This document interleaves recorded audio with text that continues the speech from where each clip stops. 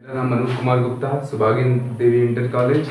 मैं केमिस्ट्री में मैं सॉलिड स्टेट में मैं कोवैलेंट सॉलिड डिस्कस कर रहा हूँ। ठीक है, तो ये कोवैलेंट सॉलिड होता क्या है, मैंने इसके बारे में बता भी दिया था कि कोवैलेंट ठोस में सहसंयोजक ठोस में जो होता है, इस कोवैलेंट सॉलिड का मतलब क्या हुआ, सहसंयोजक ठोस, सहसंयोजक ठोस। ठीक है, यह सहसंयोजक ठोस होता क्या है।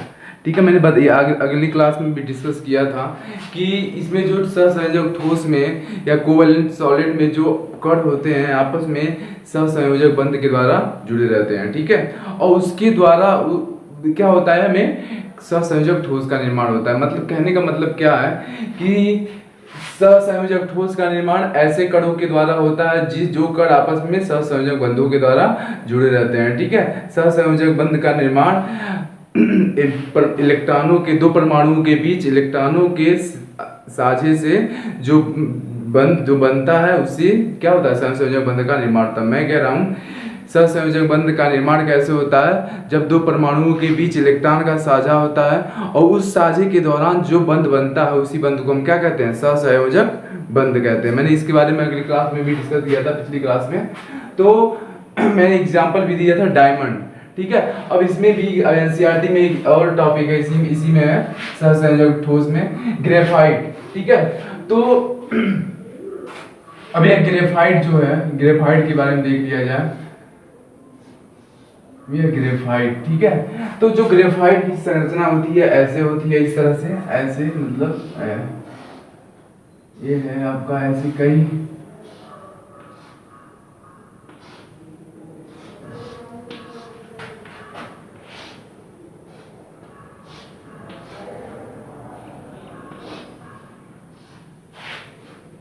ठीक है, तो मैं देखो यहाँ पे जितने भी ये कोने हैं सभी कोने क्या है, कार्बन है। ठीक है, जितने भी कोने हैं सभी कोने क्या है, कार्बन है। तो हम यह कह सकते हैं कि जो प्रत्येक कार्बन है वह उस प्रत्येक कार्बन के पास 3 संयोजक बंध है। या तो हम ये कह सकते हैं जो प्रत्येक कार्बन का जो 3 इलेक्ट्रॉन है वह संयोजक बंध बनाने में भाग ले रहा है। तो देखो यहाँ पे जितने भी कार्बन है वह 3 बंध यहाँ पे ऐसे मैं कर दे रहा हूं। ये आपका ग्रेफाइट की संरचना, जो प्रत्येक कार्बन होता है वो प्रत्येक कार्बन 3 सहसंयोजक बंध या 3 सिग्मा बंध बनाने में भाग लेता है। ठीक है, तो हम यह कह सकते हैं कि प्रत्येक कार्बन का जो 3 इलेक्ट्रॉन होता है 3 सिग्मा बंध बनाने में भाग लेता है। वैसे हम क्या एक नीचे भी एक ऐसे ही संरचना बना दें। ठीक है,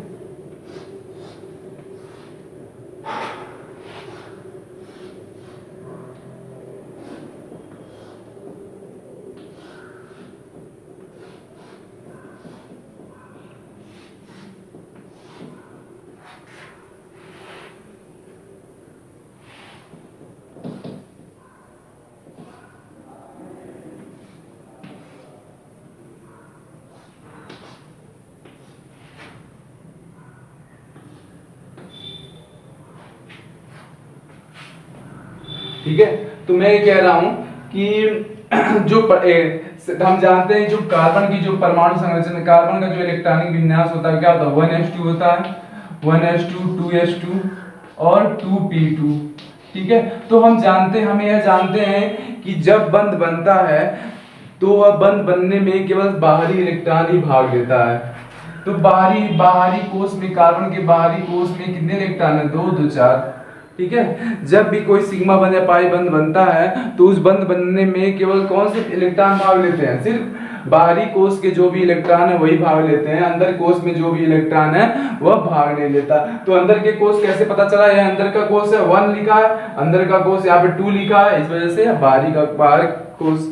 ठीक है, तो जब भी बंध बनता है तो सिर्फ बाहरी कोश के इलेक्ट्रॉन आपस में भाग लेते हैं, अंदर के कोश के जो भी इलेक्ट्रॉन है वह भाग नहीं लेते। तो हम यह देख सकते हैं कि कार्बन के पास बाहरी कोश में 4 इलेक्ट्रॉन है। ठीक है, तो यही 4 इलेक्ट्रॉन क्या करेगा, बंध बनाने में भाग लेगा। तो हम यह देख रहे हैं कार्बन के पास जो 4 इलेक्ट्रॉन है, 3 इलेक्ट्रॉन है, ये जो 3 इलेक्ट्रॉन है यह क्या है, कार्बन है। ये क्या है, यहाँ पे जितने भी ये कोने हैं सभी क्या है, कार्बन है। ठीक है, तो मैं इसी को लेके चल रहा हूँ। यहाँ पे देखो ये कार्बन है, तो यह कार्बन के जो 3 इलेक्ट्रॉन है, ये जो 3 इलेक्ट्रॉन है, प्रत्येक कार्बन का जो 3 इलेक्ट्रॉन है वह सिग्मा बंध बनाने में भाग ले रहा है। ठीक है, यानी कि इस प्रत्येक कार्बन के पास एक इलेक्ट्रॉन और भी होगा। ठीक है, मैं कह रहा हूँ प्रत्येक कार्बन का जो, इस कार्बन की भी ले लो, प्रत्येक यह भी कार्बन है, प्रत्येक कार्बन का जो 3 इलेक्ट्रॉन है वह सिग्मा बंध बनाने में भाग ले रहा है। इससे स्पष्ट है कि प्रत्येक कार्बन के पास एक मुक्त इलेक्ट्रॉन होगा। ठीक है, प्रत्येक कार्बन के पास एक मुक्त इलेक्ट्रॉन होगा। उस मुक्त इलेक्ट्रॉन को मैं ऐसे लिख दे रहा हूं। ठीक है, प्रत्येक कार्बन के पास क्या होगा, एक मुक्त इलेक्ट्रॉन होगा। इस कार्बन के पास भी मुक्त इलेक्ट्रॉन होगा, इस कार्बन के पास मुक्त इलेक्ट्रॉन होगा। यह जो मुक्त इलेक्ट्रॉन मिलके कौन से बंध का निर्माण करेंगे, पाई बंध। ठीक है, यह जो मुक्त इलेक्ट्रॉन मिलके आपस में पाई बंध का निर्माण करेंगे। लेकिन तो यह आपके जब जैसे इसका जब डायग्राम बनाओ, चित्र बनाओ, तो उसको पाई बंध बनाने की जरूरत नहीं है। हम बेहद पता है, लेकिन पाई बंध होता है। ठीक है, बनाने की जरूरत नहीं, किसी भी किताब में दिया नहीं है। ठीक है, तो हम यह कहेंगे कि प्रत्येक कार्बन का जो 3 इलेक्ट्रॉन होता है वह 3 इलेक्ट्रॉन क्या करता है, सिग्मा बंध बनाने में भाग लेता है। और जो चौथा इलेक्ट्रॉन होता है, यह चौथा इलेक्ट्रॉन क्या करता है, देखो मैंने क्या कहा, ये जो चौथा इलेक्ट्रॉन क्या होता है, मुक्त होता है। वह जो मुक्त, यह जो है यह इलेक्ट्रॉन यह क्या करता है, पाई बंध बनाने में भाग लेता है। इसके पास भी क्या है, एक मुक्त इलेक्ट्रॉन है, इसके पास भी ये ऐसे बना देगा, ये भी बन गया। इसके पास एक मुक्त इलेक्ट्रॉन है, ये भी बन गया। ठीक है, तो ऐसे ही सभी में क्या होगा, पाई बंध बनेगा। यह जो पाई बंध है, हम जानते हैं सिग्मा और पाई में पाई बंध बहुत ही कमजोर होता है। ठीक है, पाई बंध क्या होता है, बहुत ही कमजोर होता है। यहाँ पे भी पाई बंध होगा, यहाँ पे भी होगा। ठीक है, ये तो हम जानते हैं सिग्मा और पाई में पाई बंध बहुत ही कमजोर होता है। इस वजह से यह पूरे ये क्या, एक परत है, ये दूसरी परत है, पूरे परत में क्या होता है, घूमता रहता है। ठीक है, इस वजह से यह पूरी परत में जो पाई इलेक्ट्रॉन है यह घूमता रहता है। इस वजह से यह क्या, किसकी संरचना है, ग्रेफाइट की। इस वजह से जो ग्रेफाइट होता है विद्युत का चालक होता है, सुचालक होता है, ग्रेफाइट है। ठीक है, ये आपकी ग्रेफाइट की संरचना है। ठीक है, तो मैं कह रहा हूं, 1 सेकेंड,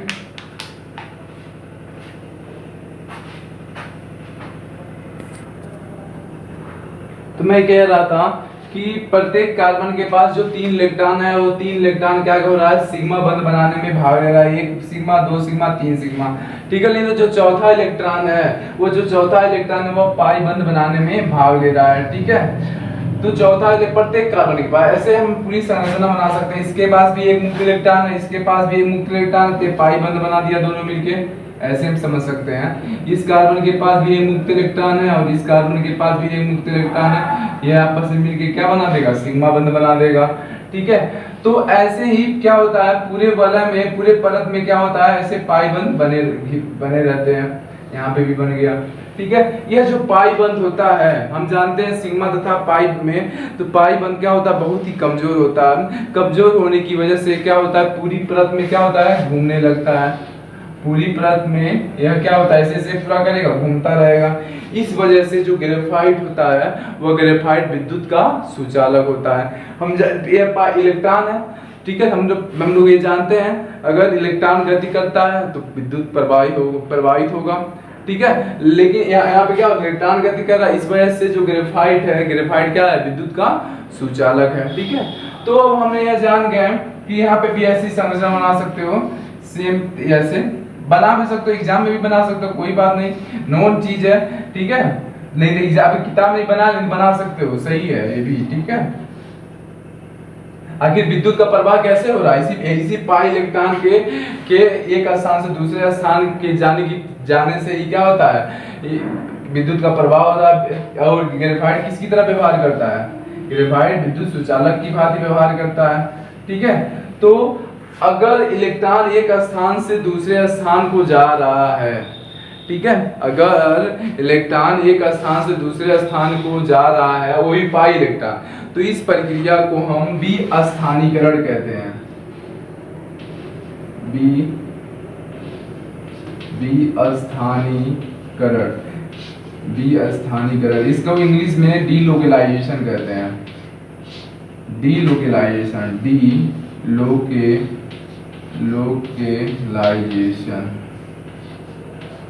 डीलोकेलाइजेशन, ठीक है। तो इस प्रक्रिया को हम क्या बोलते हैं? अगर पाई इलेक्ट्रॉन एक स्थान से दूसरे स्थान की ओर जा रहा है तो इस प्रक्रिया को हम बी स्थानीकरण कहते हैं और इसको इंग्लिश में हम डीलोकेलाइजेशन कहते हैं। तो हम यह देख सकते हैं कि यहाँ पे ग्रेफाइट में कई परत होती हैं, ठीक है। अब प्रत्येक परत में क्या हो रहा है? प्रत्येक परत के पाई इलेक्ट्रॉन जो होते हैं उसमें घूमते रहते हैं, इस वजह से विद्युत का प्रभाव होता है। यह जो परत है, यह परत आपस में एक बंध के द्वारा बंधे रहते हैं, ठीक है। यह जो परत आपस में जिस बल के द्वारा बंधे रहते हैं उस बल को हम वान डेर वाल बल कहते हैं।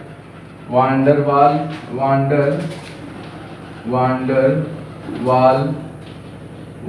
वाल फोर्स। यह जो परत है आपस में जिस बल के द्वारा बंधे रहते हैं उस बल को हम वान डेर वाल बल कहते हैं, ठीक है। यह जो परत है आपस में जिस बंध के द्वारा बंधे रहते हैं उस बंध को हम क्या कहते हैं? वान डेर वाल बल कहते हैं। तो हम यह समझ सकते हैं कि अब यह वान डेर वाल बल होता क्या है, ठीक है। यह जो वान डेर वाल बल है इस परत और इस परत के बीच लगने वाला वान डेर वाल बल, मतलब कि यह वान डेर वाल बल दोस्त के क्या होते हैं? बंधे रहते हैं। ऐसे भी बना सकते हो, ऐसे ये सब क्या है? वान डेर वाल बल कई, ऐसा नहीं है बस दो ही परत है, कई परत रहती हैं। ये जो परतें हैं आपस में वान डेर वाल बलों की तरह बंधी रहती हैं। यह वान डेर वाल बल की प्रकृति क्या है? वान डेर वाल्स फोर्स, ठीक है। इस बल की प्रकृति क्या है तो इसको देख लिया जाए। तो यह जो वान डेर वाल बल होता है, ठीक है, एक प्रकार का आकर्षण बल है, ठीक है। तो यह इसका प्रकृति क्या है? कमजोर है कि मजबूत है? तो हम यह जानते हैं, यहाँ पे जो ग्रेफाइट होता है, ग्रेफाइट में जो वान डेर वाल बल होता है, लगने वाला वान डेर वाल बल, दो परतों के बीच लगने वाला जो वान डेर वाल बल होता है बहुत ही कमजोर होता है, ठीक है।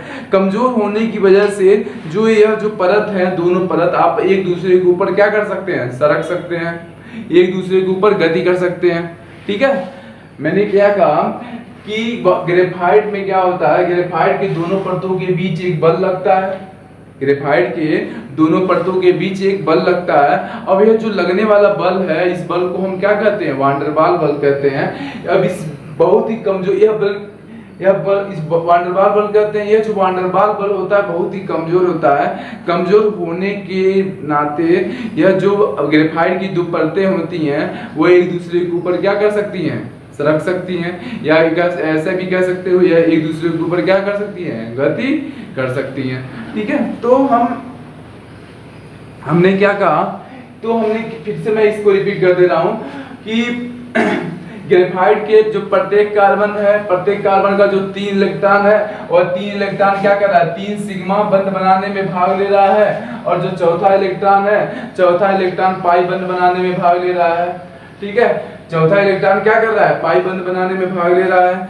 और यह जो पाई बंध है पूरी परत में क्या होता है? ये पूरी परत में क्या होता है? घूमता रहता है। और इस प्रक्रिया को हम क्या कहते हैं? इस प्रक्रिया को हम बी स्थानीकरण कहते हैं, ठीक है। इस बी स्थानीकरण की वजह से जो ग्रेफाइट होता है विद्युत का सुचालक होता है। इस बी स्थानीकरण की वजह से ग्रेफाइट क्या होता है? विद्युत का सुचालक होता है। यहाँ पे समझ में आ रहा है कि नहीं? यहाँ पे जो प्रत्येक कार्बन है, हम देखो हमने क्या कहा, कार्बन के बाहरी कोश में कितने इलेक्ट्रॉन होते हैं? 4 इलेक्ट्रॉन, ठीक है। तो यहाँ पे जो प्रत्येक कार्बन है वह कितने कार्बन से जुड़ा है? बस 3 कार्बन से डायरेक्ट जुड़ा है।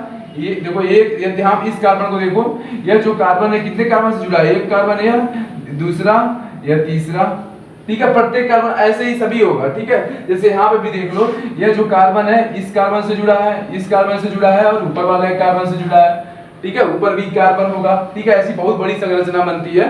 तो मैंने इसको ऐसे लाइन बना दिया। इसका मतलब क्या है? ऊपर में भी क्या, ऊपर के भाग में भी संरचना है, ठीक है।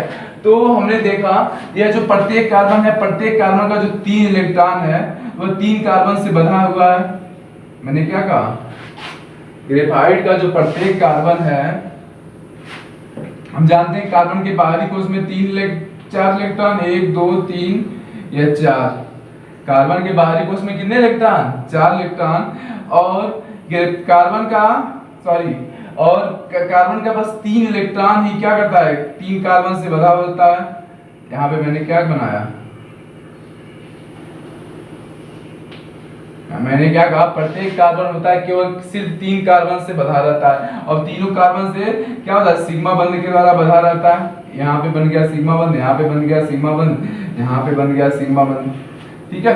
और क्या होता है ऐसे ये भी, ये जो कार्बन है ये भी क्या होगा? 3 कार्बन से बंधा होगा, ठीक है, सिर्फ 3 कार्बन से। प्रत्येक कार्बन, ग्रेफाइट का प्रत्येक कार्बन 3 कार्बन से बंधा होता है, और प्रत्येक कार्बन का 3 इलेक्ट्रॉन सिग्मा बंध बनाने में भाग लेगा। देखो इस कार्बन का जो 3 इलेक्ट्रॉन है कौन सा बंध बना रहा है? सिग्मा बंध ही तो है, ये सिग्मा बंध बनाने में भाग लेगा। और जो चौथा इलेक्ट्रॉन है, जैसे यहाँ पे जो चौथा इलेक्ट्रॉन है, ये जो कार्बन है ये भी किससे बंधा हुआ है? 3 कार्बन से, ये भी 3 कार्बन से। और 3 यानी कि यहाँ पे सॉरी 3 कार्बन, 4 कार्बन हो गया, एक कार्बन ये हो गया, एक कार्बन ऊपर का, एक नीचे का। तो हम जानते हैं कि प्रत्येक कार्बन का जो 3 इलेक्ट्रॉन है सिग्मा बंध बनाने में भाग ले रहा है, यानी कि प्रत्येक कार्बन के पास एक इलेक्ट्रॉन होगा, एक मुक्त इलेक्ट्रॉन होगा। वह जो मुक्त इलेक्ट्रॉन है वो कौन सा बंध बना रहा है? आपस में मिलके पाई बंध बना रहा है। ऐसे भी लिख सकते हो, प्रत्येक कार्बन के पास एक मुक्त इलेक्ट्रॉन है, वह जो मुक्त इलेक्ट्रॉन है वो आपस में मिलके कौन सा बंध बना रहा है? पाई बंध बना रहा है। प्रत्येक कार्बन के पास एक मुक्त इलेक्ट्रॉन है, वह मुक्त इलेक्ट्रॉन आपस में मिलके कौन सा बंध बना रहा है? पाई बंध बना रहा है, ठीक है।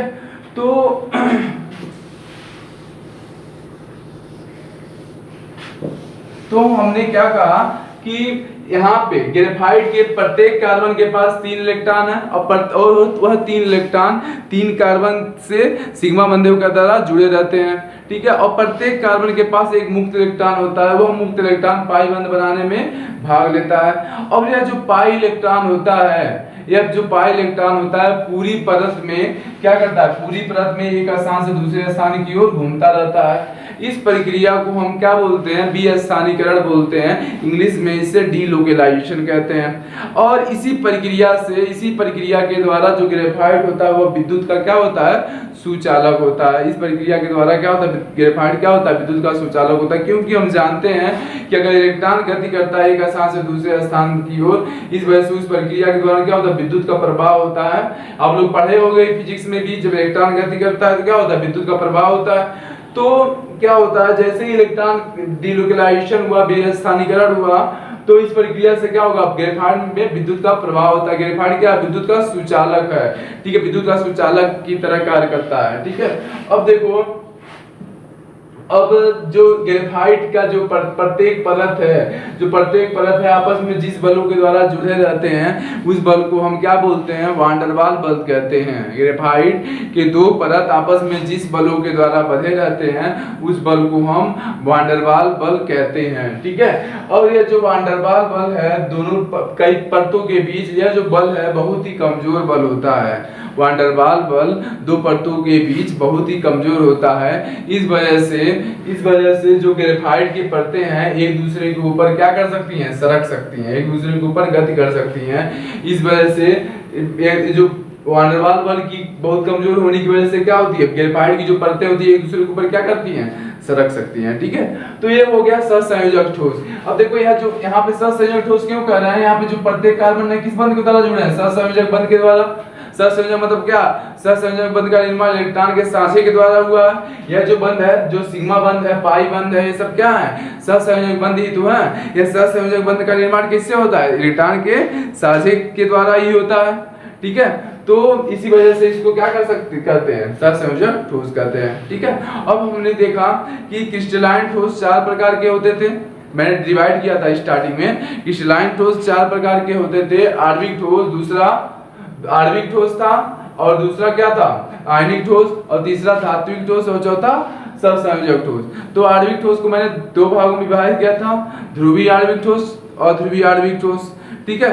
तो अब मैंने सभी के बारे में क्या किया, डिस्कस कर दिया। ध्रुवीय के बारे में डिस्कस कर दिया, ध्रुवीय आणविक ठोस क्या होता है, और ध्रुवीय आणविक ठोस क्या होता है, और आयनिक ठोस क्या होता है, धात्विक ठोस क्या होता है, और सहसंयोजक ठोस, यह लास्ट टॉपिक था।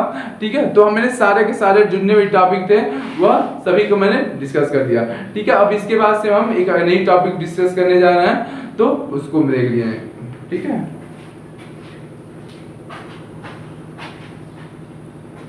अब इसके बाद से जो हम नई टॉपिक जो है उसको अगले क्लास में डिस्कस करेंगे। ठीक है, थैंक यू।